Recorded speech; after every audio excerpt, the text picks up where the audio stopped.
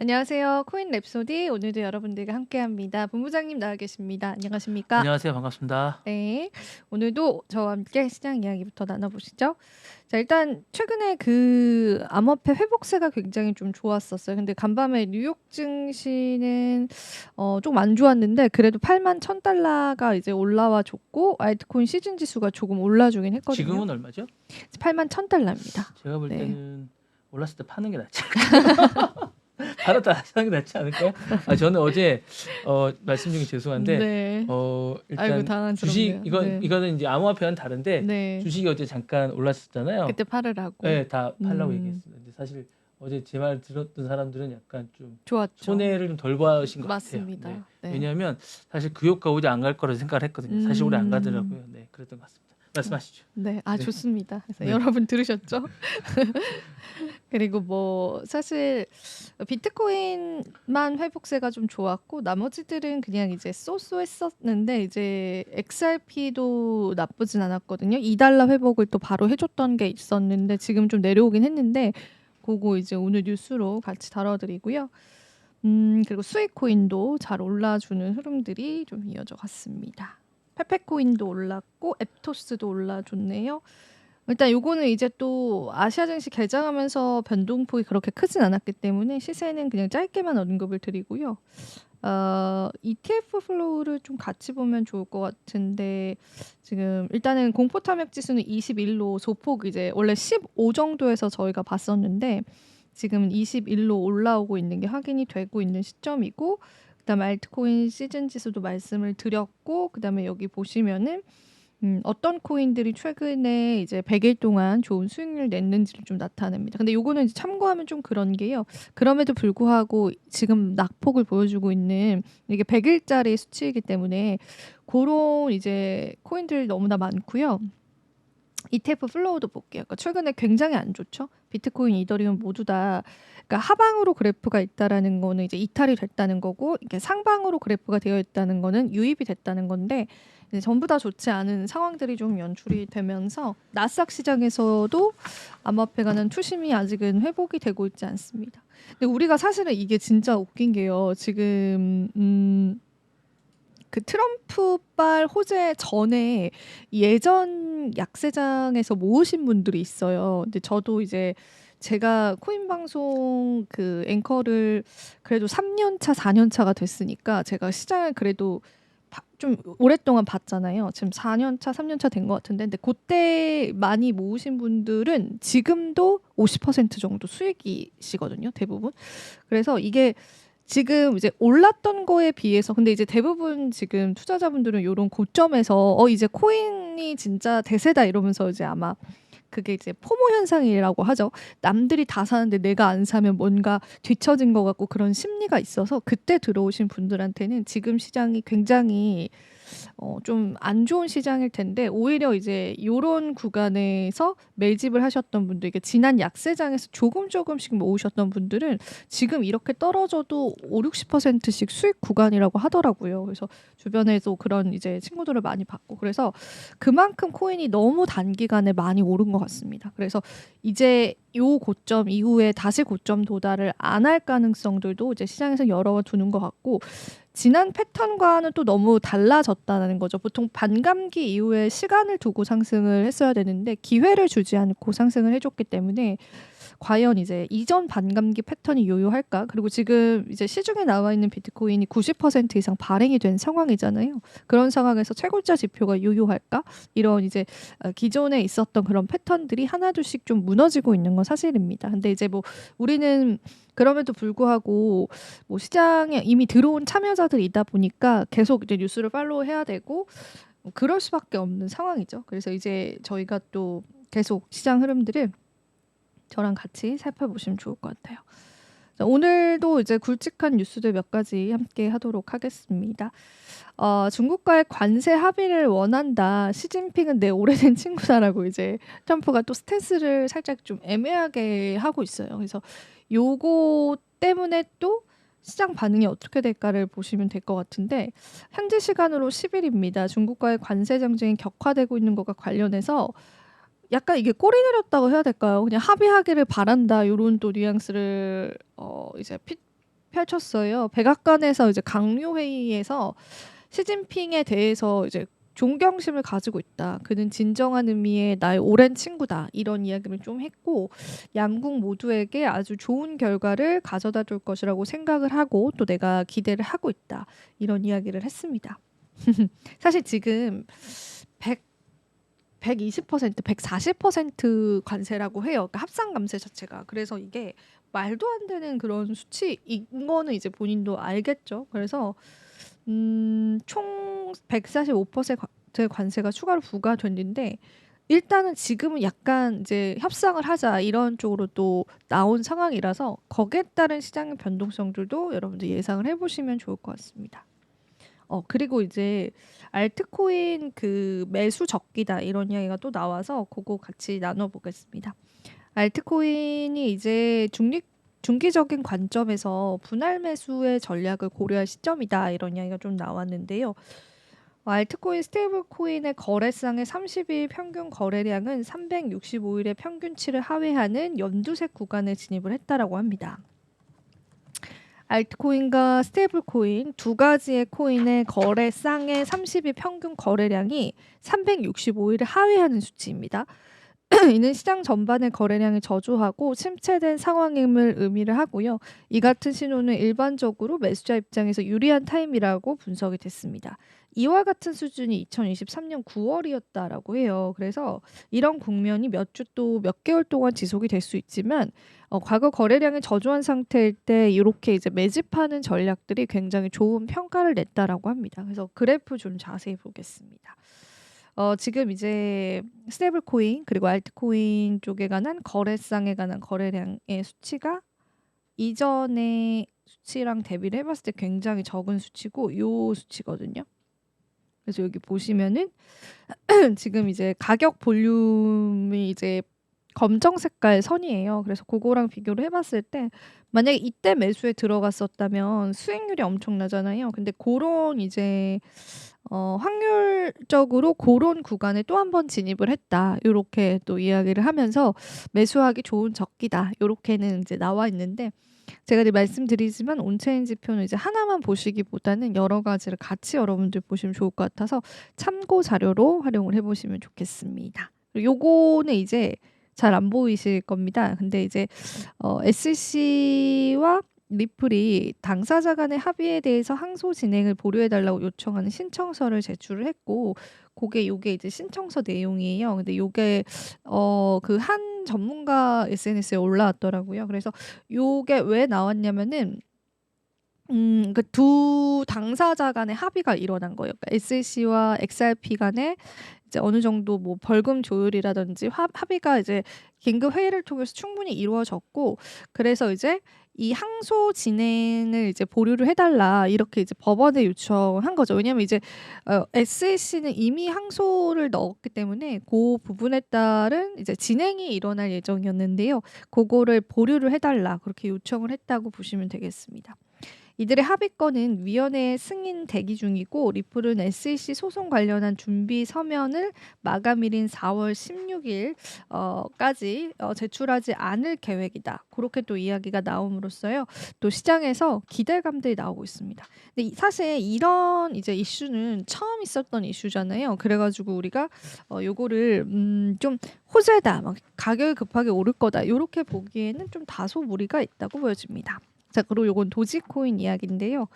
이 도지코인이 이제 현물 ETF 승인을 신청을 하면서 그레이스케일과 비트와이즈와 함께 민코인 ETF 경쟁에 본격적으로 합류를 했습니다. 이 제임스 셰이파크라고 하는 블룸버그 ETF 분석가는요, 도지 ETF의 승인 확률을 75%라고 전망을 했고, 최근 이제 폴리마켓에서는 이 확률이 64% 수준으로 반영되고 있다라고 이야기를 했습니다. 근데 이제 온체인 지표상으로 도지의 방향성은 좀 엇갈린 방향성이 보이고 있어요. 이 도지 채굴자들이 3월 이후 8억 3,100만 개에서 9억 700만 개 가량의 보유량을 늘리면서 매집세로 전환을 했지만 이 10억 도지 이상을 보유한 고래들은 여전히 매도 기조를 이어오고 있다라고 합니다. 그렇기 때문에 이제 대형 고래들의 매도세는 계속되고 있다라고 보시면 되고요. 그리고 소셜 언급량이 도지코인은 좀 중요해요. 커뮤니티 기반의 코인이기 때문에 때문에 많은 사람들이 언급을 하느냐 찾느냐 이런 것들도 너무 중요한데 소셜 언급량이랑 활성 사용자 수 또한 1분기 하락장 이후에 침체 상태를 이어가고 있고 이 개인 투자자 관심이 낮다라는 점을 시사한다고 합니다. 그래서 요런 게 이제 도지코인의 약세 심리를 또 담고 있다라고 보이고 도지는 이제 기술적으로도 0.15달러까지 되돌린 상태이고 2분기까지 이제 무너지게 된다면 0.1달러에서 0.06달러까지 하락할 가능성이 있다고 합니다. 근데 이제 만약에 0.25달러 부근에 이동평균선을 회복할 경우에 강세 전환 신호가 될 수 있고요. 일단은 지금 제임스 셰이프파크는 라이트코인이랑 도지코인 확률도 굉장히 높게 봤었어요. ETF. 근데 이제 일단은 조금 더 굵직한 암호화폐들 ETF 승인이 나야지 이제 도지코인 순서가 올 것 같은데 그래도 그게 확률적으로는 낮지는 않다. 그렇게 보시면 되겠고요. 이 뉴스는 이제 비트코인 준비금 허용 법안을 이제 각 주 차원의 주정부 차원에서 하고 있잖아요. 이게 이제 뉴햄프셔랑 플로리다가 하원과 위원회에서 통과를 시키면서 주정부 디지털 자산 채택 움직임이 조금 더 확대되고 있다는 소식들이 나왔습니다. 뉴햄프셔 하원은 이제 비트코인의 디지털 자산 투자를 허용하는 법안을 192대 179로 가결을 했고요. 상원 통과와 주지사 켈리 아요트의 서명을 거칠 경우에 곧바로 시행에 들어갑니다. 그래서 거의 이제 문 앞에 왔다. 그렇게 보시면 되고요. 그리고 이렇게 이제 뉴햄프셔는 이제 애리조나랑 텍사스 그리고 오클라호마에 이어서요. 비트코인 준비금 관련 법안을 하원에서 통과시킨 네 번째 주가 된다. 그 부분도 체크를 해보시고요.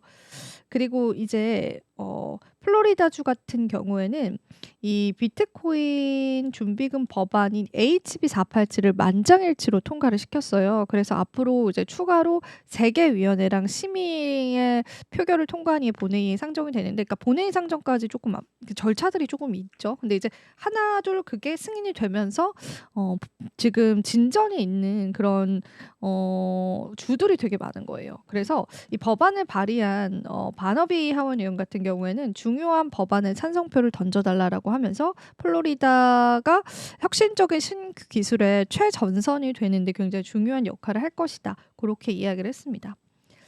지금 현재 많은 주들에서 비트코인 준비금 법안을 발의하려고 노력 중인데요.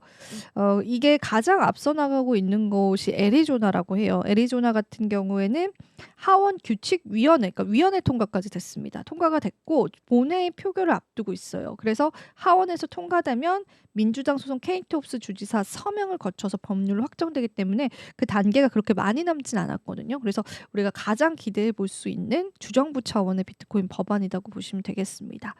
그리고 XRP 이야기 마지막으로 좀 준비를 했는데 XRP가 그 2.01달러까지 올라왔어요. 지금 아까 보여드린 대로 1.90달러인데요.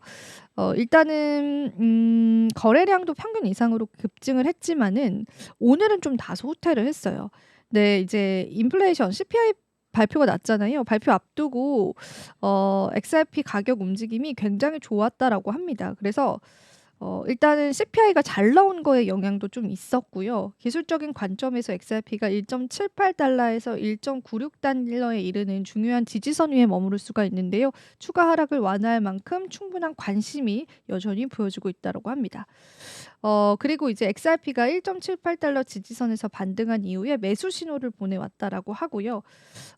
이 예상보다 낮은 CPI가 이제 3달러에 가깝게 밀어올리는 급등을 초래할 수 있다고 내다봤는데 일단 CPI 지표 발표 나고 나서는요. 그렇게까지 상승이 더 이루어지지는 않은 상황이에요. 그래서 일단은 회복 자체는 XRP가 그래도 알트코인 중에는 가장 좋았다.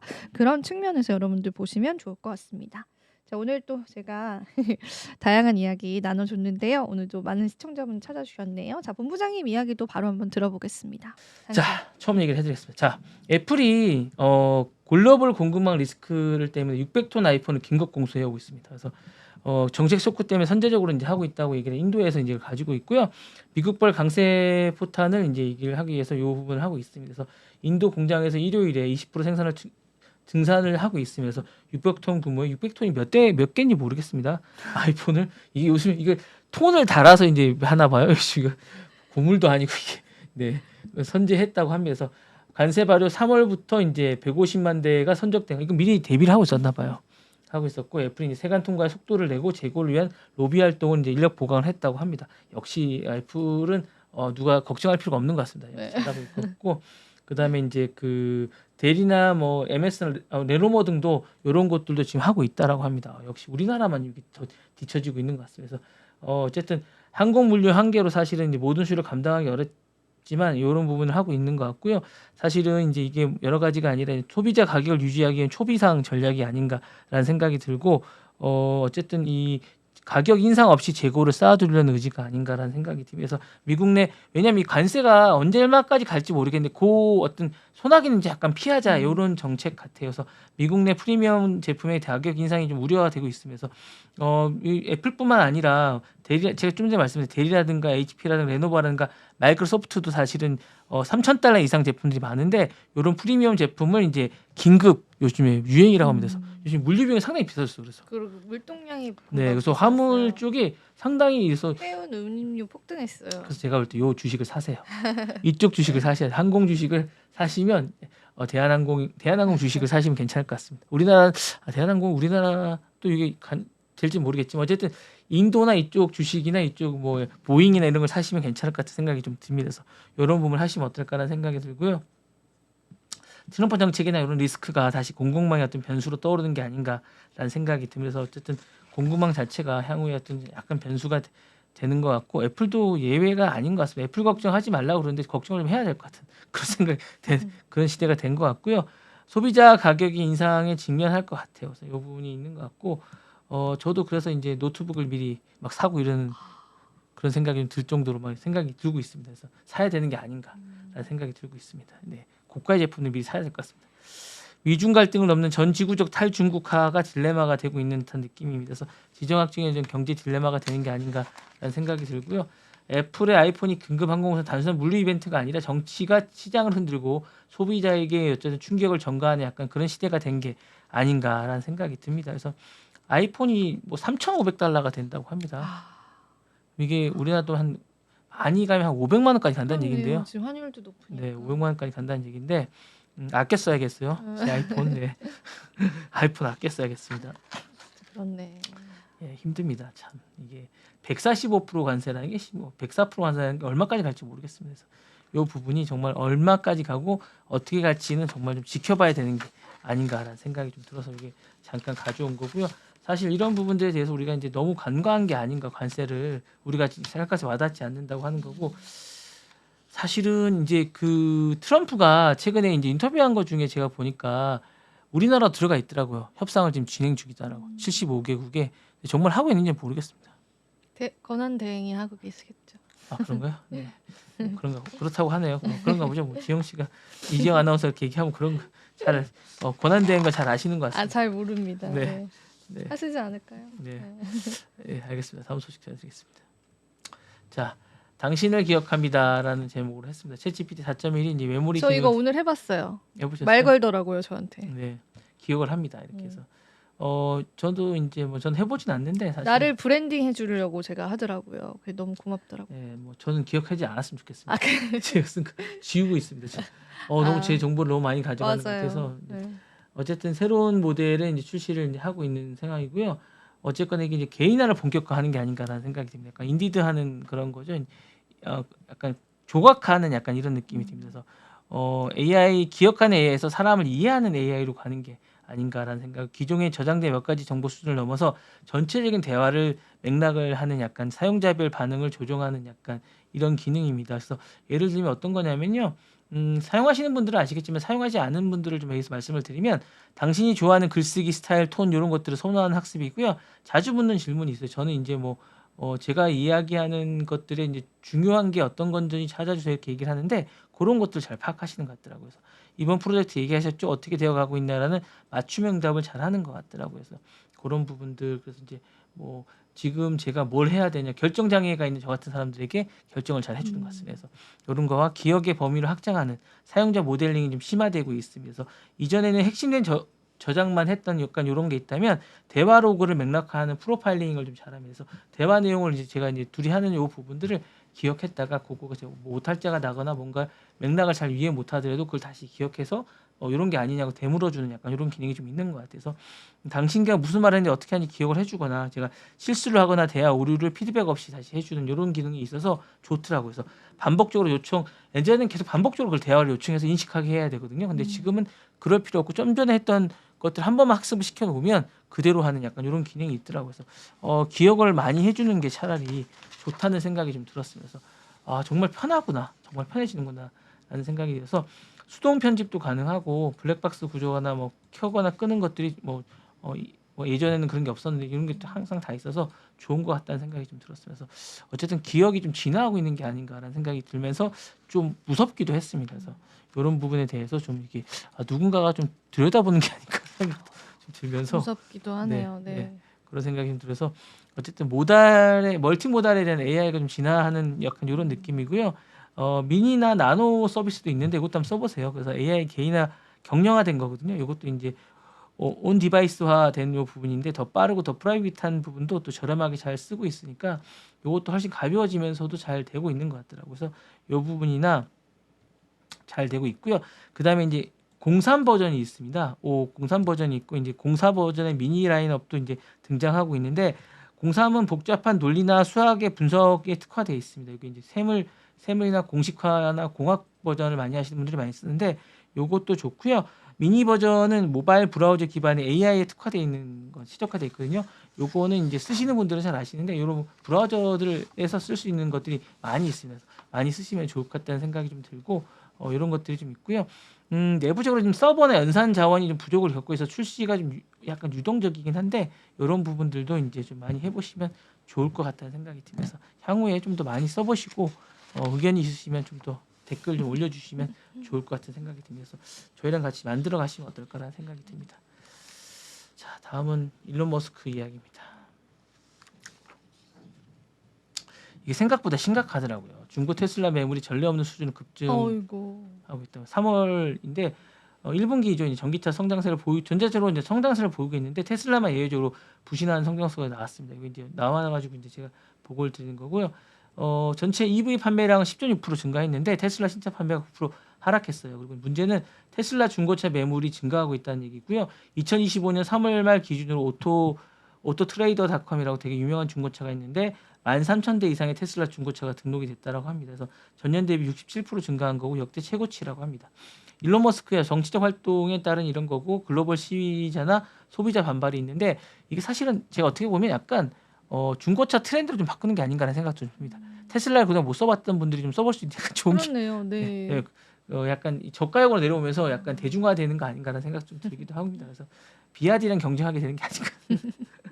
일부 소비자들은 머스크의 정치적 성향이나 어떤 언행이나 직접적인 불쾌감을 표출하면서 보이콧을 선언했고요.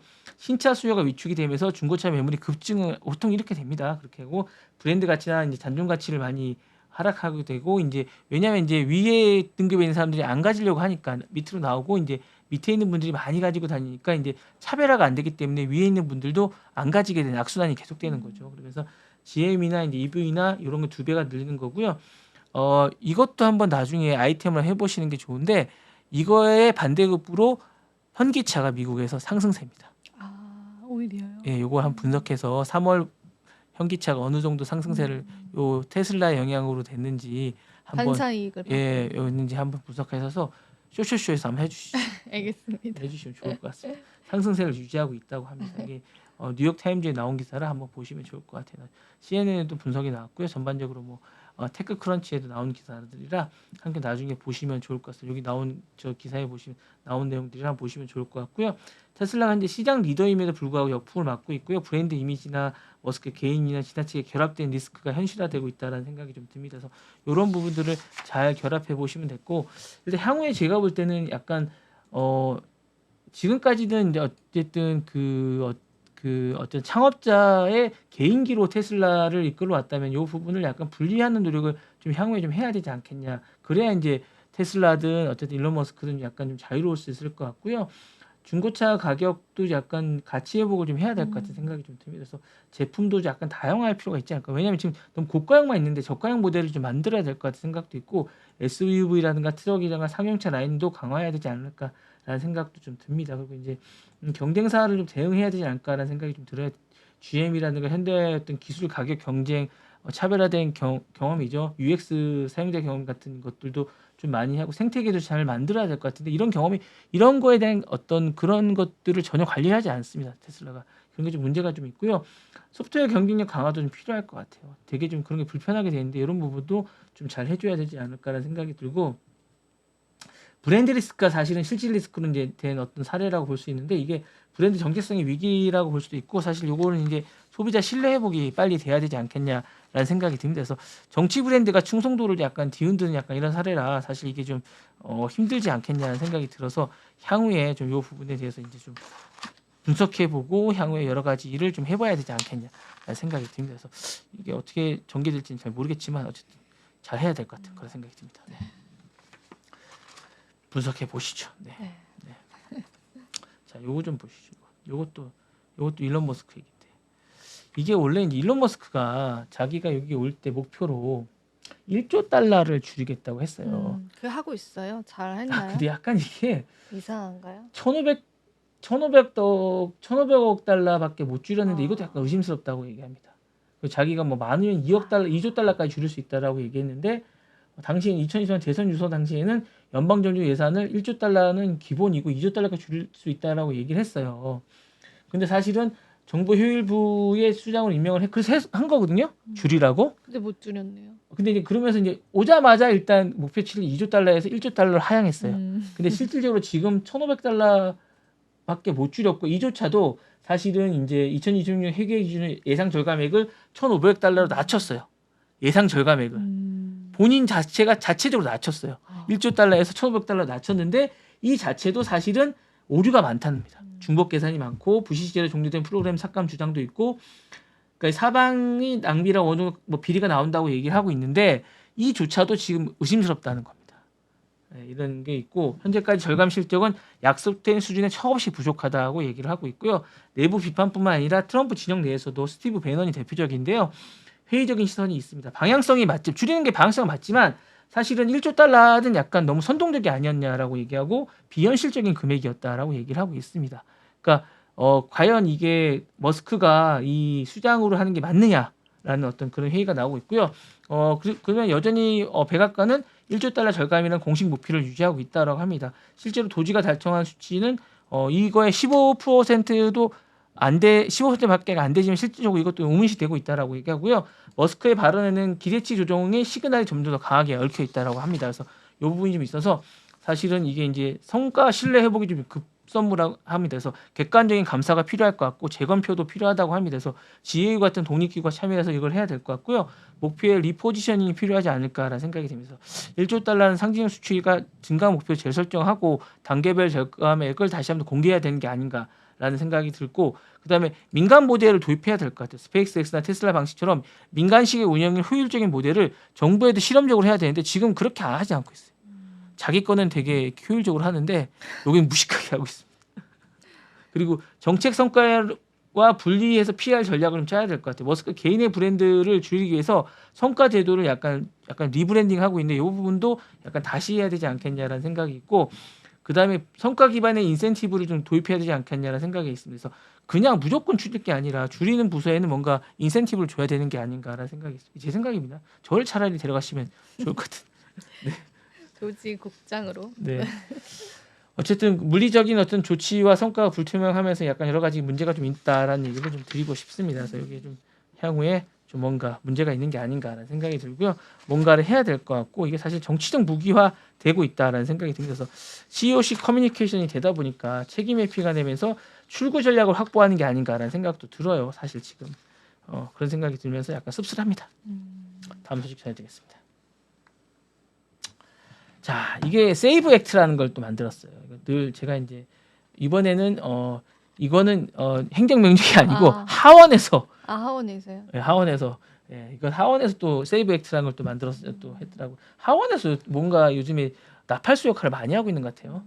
이게 뭐냐면 대선 기간 동안 여러 가지 이제 요게 주장을 해왔던데 이제 그 연장선 그러니까 이민 문제와 선거 부정이 많다라고 약간 계속 얘기를 했다 보니까 미국 유권자 자격 보호법이라는 겁니다. 유권자. 그러니까 이게 이제 그 올 4월에 이제 하원에 통과된 얼마 전에 또 하원에 통과된 게 하나 있었죠. 제가 말씀드렸던 네. 거. 예, 그것 하나 있었는데 이 내용은 이런 겁니다. 그래서 유권자 등록 시 시민권 출생 증명서 여권을 의무적으로 제출하라고. 유권자를 등록할 때 뭐 그냥 주는 게 아니라 이걸 분명히 등록을 하고 투표를 할 수 있는 겁니다. 우리나라는 뭐 하는데 여기는 그렇지 않은가 봐요. 그래서 이걸 하고 그 다음에 유권자는 직접 대면 등록을 원칙으로 한답니다. 주에 가서 등록을 해야 할 수 있는 거예요. 무조건 하는 게 아니라 자기가 가서 등록을 하고 안 하고요? 예. 시대를 역행하는군요. 예, 시대를 이렇게 오프라인을 합니다. 그래서 일본 같이. 네, 이 법을 선거로 무결점을 하기 위해서 하는 조치라고 하고 민주당은 음모론인에 기반을 해서 정말 왜냐하면 여성이라든가 노인이라든가 저소득층의 투표권을 박탈하는 게 아닌가. 왜냐하면 멀리 못 가니까 힘들고 예, 이런 분들은 건강한 예, 사람만 민주당은 가서 해라. 결혼으로 성을 바꾼 여성이라든가 여건이 없는 저소득층도 있다고 합니다. 이런 사람도 투표를 못 하게 되는 이런 게 아닌가. 그런 거. 성을 바꾸면 또 못 한다면 힐러리 클린턴은 결혼 후 이름을 바꾼 여성은 투표를 이룰 수 있다는 거죠. 클린턴이 예전에 힐러리 결혼하면 못 바꾸 이게 바꾸면 이게 앞뒤가 안 맞잖아요. 결혼하시면 만약에 이정 아나운서가 미국 가서 결혼하시면 박가랑 결혼하시면 박지영이 되거든요. 네.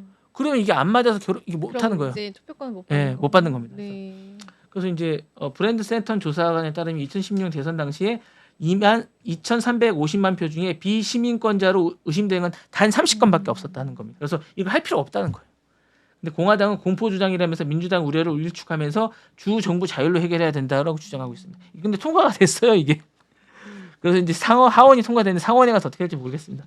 하원 결과 220대 208 어제랑 거의 비슷합니다. 그래서 중도 성향의 어쨌든 민주당 어제는 이제 그거였죠.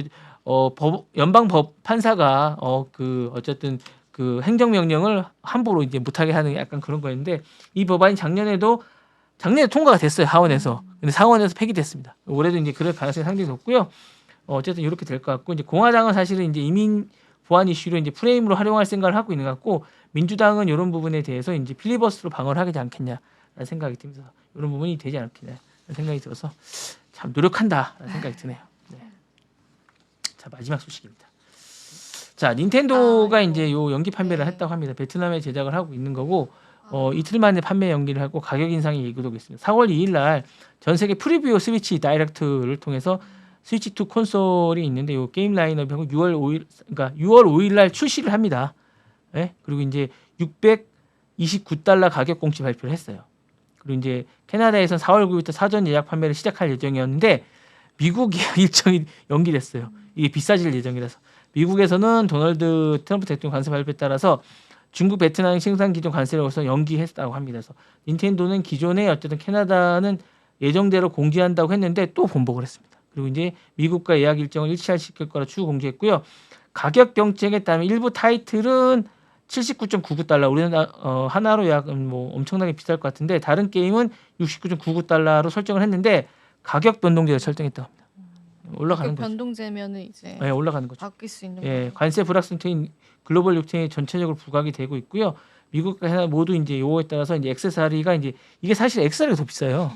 그래서 이제 6월 5일 출시는 변함이 없는데 소비자가 이제 이거 올라가지 않을까? 왜냐면 90일 이후에 약간 될 가능성이 있기 때문에 소비업체 월마트 캐나다나 게임스탑 등에서 자체적으로 예약을 연기 공지했고 유통 현장에서는 혼란을 겪고 있다고 합니다. 왜 당신들 두 번 말하냐 이렇게 얘기하면서 어쨌든 이렇게 얘기하고 있습니다. 그래서 이 부분에 대한 것들이 있고요. 어쨌거나 여러 가지로 좀 문제가 많다고 합니다. 그래서 일단은 미국 내에서는 74만 6천 대를 선출화해 놓은 상태인데 어쨌든 이거 약간 피할 수는 있다고 합니다. 미국에서는 약간 그래서 관세 적용을 받을 수 있는데 캐나다가 약간 문제라고 하네요. 약간 이런 게 좀 있는 것 같고 단기적으로는 기존 관세 유예로 1분기 안에 큰 변동 없이 출시가 가능할 것 같은데 중기적으로는 생산비 압박과 소비자 저항 때문에 균형을 찾아야 되고 10% 기본 관세하에서 50에서 $10 정도 인상이 되고요. 어쨌든 이게 계속 직면하게 되면 2027년 정도에는 엄청나게 좀 많이 뛰지 않을까라는 생각이 듭니다. 그래서 이게 사실 이제 요거는 제가 이제 이정 아나운서에게 말씀드리고 싶은 건 닌텐도만의 문제는 아닙니다. 삼성, LG 같은 이런 것도 사실은 공장이 베트남이나 중국에 있습니다. 베트남에 스마트폰 50% 부품. 아니 TV가 있습니다. TV가 TV도 있고 예, 네. TV가 있고 여기 있습니다. 하이난에 있고 다 있기 때문에 그 트럼프 행정부가 베트남에 46%, 말레이시아 24%, 캄보디아에 49%, 중국에 어쨌든 100% 넘는 어떤 관세를 달하고 있지 않습니까? 그러니까 삼성, LG TV, 스마트폰, 가전제품 대부분 동남아에서 맞아요. 미국에 수출되기 때문에 스위치랑 똑같은 관세 압박을 받습니다. 그래서 이걸 한번 공통 구조를 조사해서 요걸 이제 신제품도 우리도 이제 런칭 타임에 맞춰서 해보실 필요가 있고요. 요 부분에 대해서 이제 서로 관세 영향을 똑같이 받습니다. 최대 49%를 받고 있고 뭐 어쨌든 사전 예약 매출의 어쨌든 30-40%를 차지하고 있기 때문에 어쨌든 요 이슈를 동일하게 한다고 뉴욕 타임즈가 요 적용이 받는다고 특히 LG하고 삼성을 딱 집어서 얘기했습니다. 네. 한번 다뤄보겠습니다. 다뤄보시면 좋을 것 같아요. 이게 사실은 되게 중요할 것 같습니다. 그렇네요. 예, 네, 두 중요하네요. 왜냐하면 그러니까 삼성은 베트남 방寧이란 곳과 타이닌 웅넹의 대규모 어떤 생산 라인을 가지고 있고요. LG는 하이퐁에 TV 가전 공장이 있어 둘 다 베트남에 공장을 많이 갖고 있습니다. 그래서 이게 가전 제품이 베트남에 어쨌든 엄청나게 지금 46%라는 걸 그쵸, 엄청 가지고 있고 많죠. 베트남 협상 여지가 별로 없는 것 같아요. 지금 노력하고 있어요. 네, 노력하고 있는데 양심에서. 쉽지 않은 것 같습니다. 네. 그래서 요게 이제 우리나라 LG, 삼성이 지금 문제가 요겁니다. 더 큰 문제는 가전 쪽의 문제입니다. 그렇네요. 삼성전자가 상반기에 어쨌든 이번에 실적 발표에서 상당히 좋았지만 이게 제가 볼 때 더 큰 문제. 더 큰 문제입니다. 사실 이 TV 가전이니까 특히 LG는 이 가전 쪽이 엄청나게 강한데 이 부분이 컴퓨터 쪽에 있지 않습니까? 이런 부분들, 노트북 이런 부분들이 상당히 지장을 받을 것 같으니까 이 부분을 좀 조사해 주십시오. 부탁드리겠습니다. 알겠습니다. 조사 한번 해보겠습니다. 네. 자, 오늘 랩소디 또 저희 열심히 한번 나눠봤습니다. 이번 한 주 동안 여러분 너무 고생 많으셨고요. 저희는 다음 이 시간에 다시 찾아뵐게요. 시청해주신 감사합니다. 여러분 고맙습니다. 네.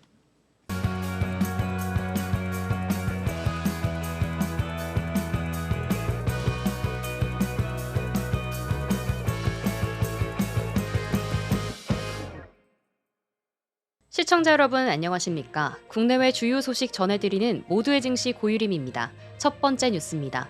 도널드 트럼프 미국 대통령이 발표한 상호관세 정책으로 인해 아이폰과 노트북 가격이 급등할 수 있다는 우려가 커지던 가운데 미국 정부가 스마트폰, 컴퓨터 등을 관세 대상에서 전격 제외했습니다.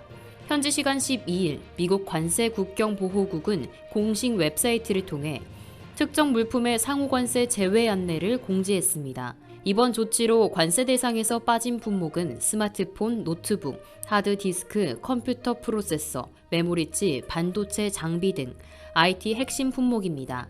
이에 따라 애플, 삼성전자, 델, 엔비디아, TSMC 등 글로벌 IT 기업들은 직격탄을 피하게 됐습니다. 블룸버그 통신과 월스트리트 저널 등 미국 주요 언론은 이번 조치가 일시적으로 안도감을 줄 수 있다고 분석했습니다. 현재 미국은 중국산 제품에 대해 125%의 상호관세, 그의 국가에는 10%의 관세를 부과 중입니다. 여기에 더해 트럼프 대통령은 마약 대응 등을 명목으로 추가 20% 관세를 적용한 상태입니다. 그러나 스마트폰과 반도체 등은 이 관세들에서 일단 제외됐습니다.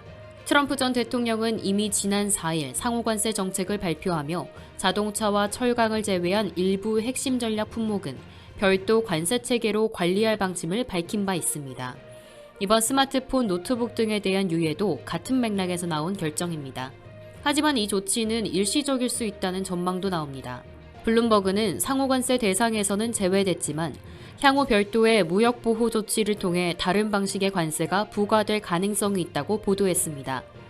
특히 트럼프 전 대통령은 무역확장법 232조를 근거로 반도체 품목에 대해 별도 관세 부과 가능성을 강하게 시사한 상태입니다. 백악관은 이날 캐롤라인 레빗 대변인 명의의 성명을 통해 미국은 핵심 기술의 중국 의존들을 줄여야 한다는 원칙을 고수하고 있으며 대통령은 공정하고 전략적인 방식으로 관세를 적용할 것이라고 밝혔습니다. 무역확장법 232조는 국가 안보를 이유로 특정 수입 제품에 긴급 조치를 취할 수 있는 권한을 대통령에게 부여하는 법안으로 트럼프 전 대통령은 과거 이를 통해 철강과 자동차에 25% 관세를 부과한 바 있습니다. 반도체 역시 같은 논리로 관세 대상에 포함될 수 있다는 전망이 지배적입니다. 아이폰부터 반도체까지 미중 경제 전쟁의 최전선에 선 IT 기술들이 다시금 관세 전쟁의 타깃이 되고 있는 가운데 글로벌 기업들은 긴장 속에 트럼프의 추가 발표를 주시하고 있습니다.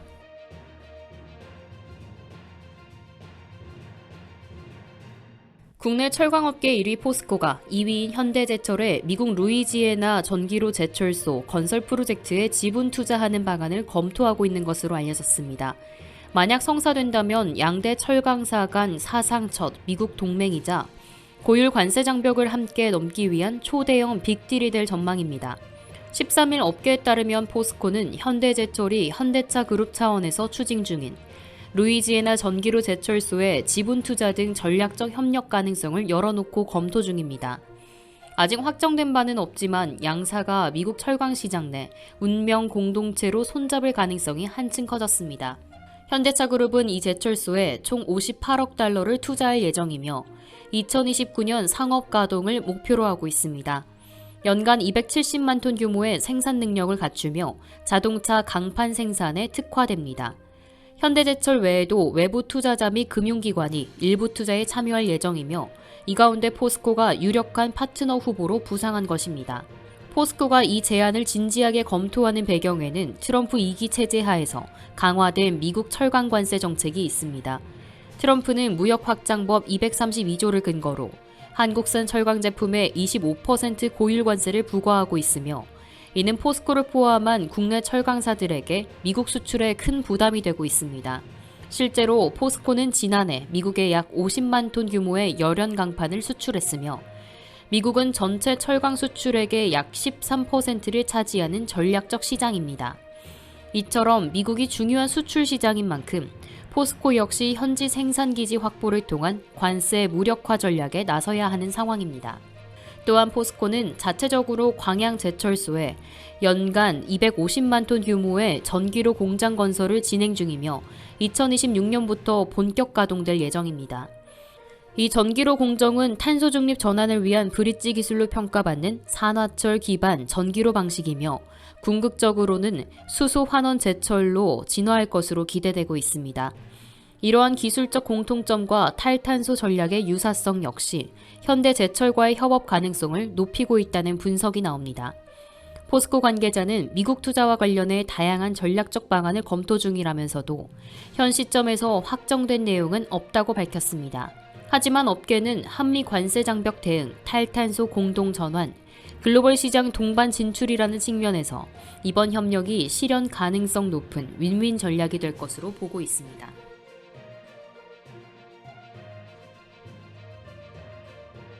글로벌 제약 시장에서 주목받고 있는 국내 기업 셀트리온이 미국 시장 공략에 본격적으로 속도를 내고 있습니다.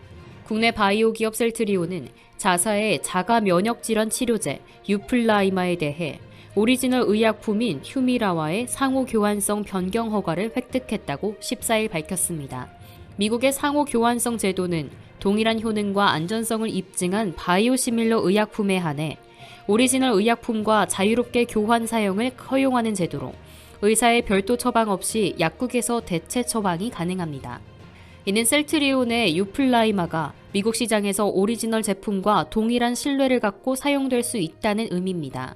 이번 승인은 중등도 내지 중증 판상형 건선 환자 367명을 대상으로 진행한 글로벌 임상 결과를 기반으로 FDA에 신청한 바 있습니다.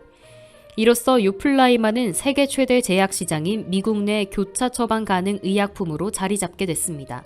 셀트리온의 유플라이마는 고농도 휴미라 바이오시밀러로 약물 투여량을 절반으로 줄인 동시에 통증을 유발할 수 있는 시트르사염을 제거해 환자 편의성을 크게 높였습니다.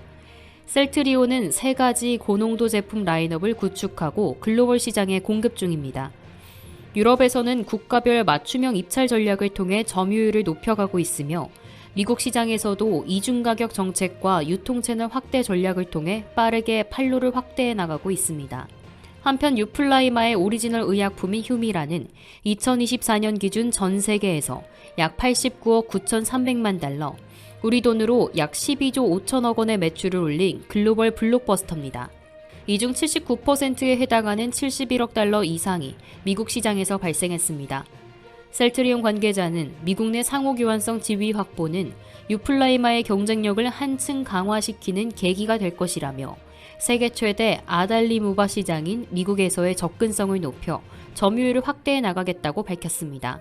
셀트리온의 이번 FDA 승인으로 국내 제약바이오 산업의 글로벌 경쟁력 또한 재조명되고 있습니다.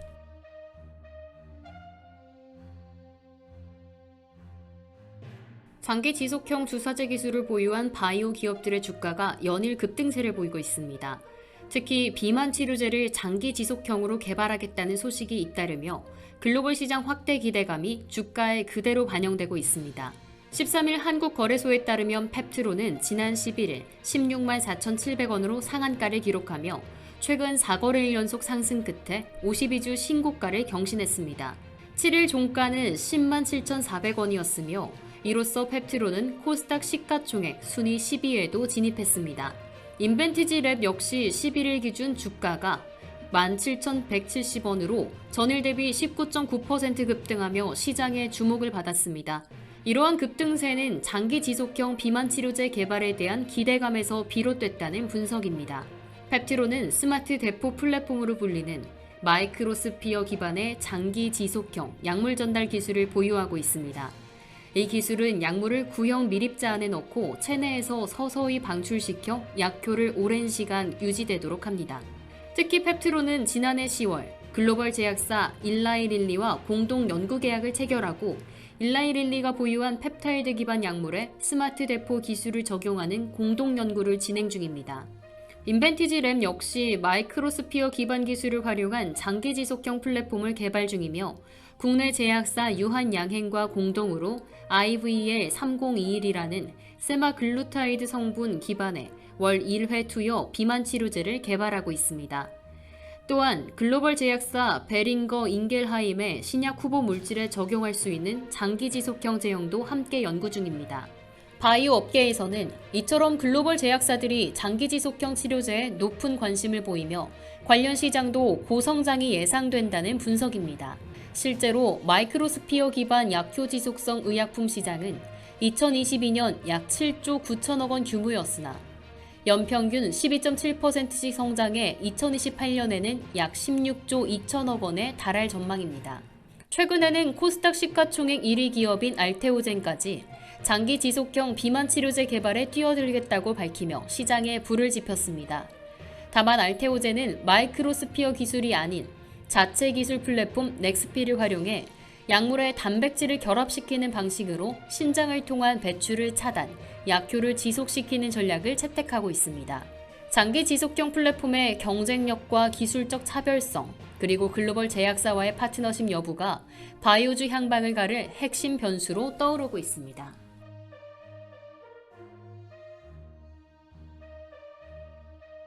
도널드 트럼프 미국 대통령이 반도체에 대한 품목별 관세 부과 방침을 조만간 발표하겠다고 예고했습니다. 무역확장법 232조를 근거로 외국산 반도체에 고율 관세를 부과할 가능성이 커지며 글로벌 반도체 공급망과 국내 기업들의 대응이 주목되고 있습니다. 12일 트럼프 대통령은 플로리다주 판비치에서 마이애미로 이동하는 에어포스원 기내에서 기자들과 짧은 대화를 나누며 우리는 매우 구체적일 것이며 14일에 반도체 관세에 대한 답을 주겠다고 말했습니다. 해당 발언은 백악관 풀 기자단에 의해 전해졌습니다. 트럼프 대통령은 앞서 여러 차례 반도체, 의약품, 자동차 등 핵심 산업에 대한 관세 부과 방침을 시사해왔으며 이번 언급은 그 구체적인 실행을 예고한 것으로 해석됩니다. 이에 대해 캐롤라인 레비 백악관 대변인도 같은 날 성명을 통해 반도체는 특정 품목별 관세 대상으로 포함될 예정이며 무역확장법 232조 조사 결과도 곧 발표될 것이라고 밝혔습니다. 미국 무역확장법 232조는 특정 수입 제품이 국가안보를 위협한다고 판단될 경우 대통령이 긴급 조치를 발동할 수 있는 권한을 부여합니다. 트럼프 대통령은 이를 통해 철강과 자동차에 25%의 고율 관세를 부과한 바 있으며 이제 반도체도 같은 수순을 밟을 가능성이 커졌습니다. 최근 미국 정부는 스마트폰, 노트북, 메모리칩 등 주요 IT 소비재를 상호관세 대상에서 제외하며 일시적인 안도감을 줬지만 핵심 산업인 반도체는 별도 관세 체계로 관리하겠다는 입장을 분명히 했습니다. 이에 따라 글로벌 반도체 기업과 한국, 대만, 유럽 등의 수출 기업들은 무역 리스크에 대한 대응 전략 마련에 나설 수밖에 없는 상황입니다. 한편 트럼프 대통령은 이날 오만에서 진행된 미국과 이란 간의 고위급 핵 협상에 대해 잘 될 것 같지만 실제 성사가 되기 전까진 어떤 것도 확신할 수 없다고 신중한 태도도 보였습니다.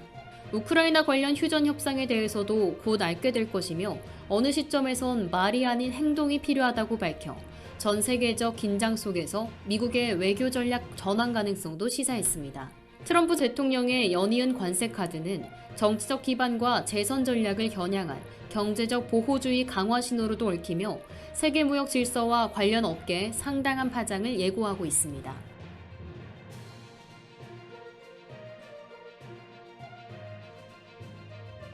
이상으로 모두의 증시 마칩니다. 본 방송에서 제공해드리는 정보는 투자 판단에 대한 조언일 뿐 해당 자산의 가치와 상승을 보장하지 않습니다. 시청해주신 여러분 고맙습니다.